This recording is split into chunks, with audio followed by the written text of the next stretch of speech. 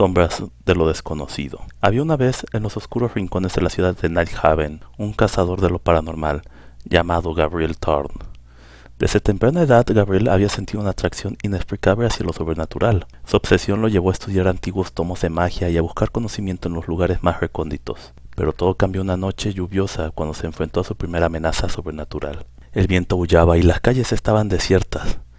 Gabriel caminaba por los adoquines mojados, su corazón latiendo al ritmo de su inminente encuentro. Llevaba consigo una vieja espada de hoja plateada, herencia de su abuelo, y a su lado trotaba su fiel compañero, un coy dog llamado Kuro.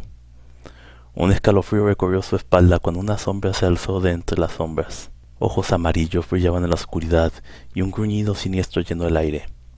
Era una criatura de pesadilla, un espectro de carne y hueso, conocido como el devorador de almas. Era su primer cacería real y la incertidumbre se mezclaba con la emoción. Gabriel apretó el mango de su espada mientras el coy dog se colocaba a su lado, listo para la lucha. El devorador de almas avanzó con rapidez, sus garras reluciendo en la tenue luz de la luna. Gabriel se lanzó al ataque, su espada cortando el aire con un destello plateado. El choque fue feroz, cada golpe resonando como un eco en la noche. El cazador y la bestia lucharon durante lo que parecieron horas, pero finalmente con un esfuerzo final, Gabriel logró hundir su espada en el corazón del devorador de almas.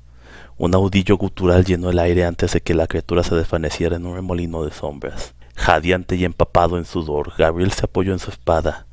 Kuro se acercó, lamiendo su mano en un gesto de consuelo. Mientras la lluvia limpiaba la sangre y el caos de la calle, Gabriel supo que su destino estaba sellado. Se convertiría en el protector de los inocentes, el cazador de lo paranormal que enfrentaría las amenazas ocultas de la ciudad.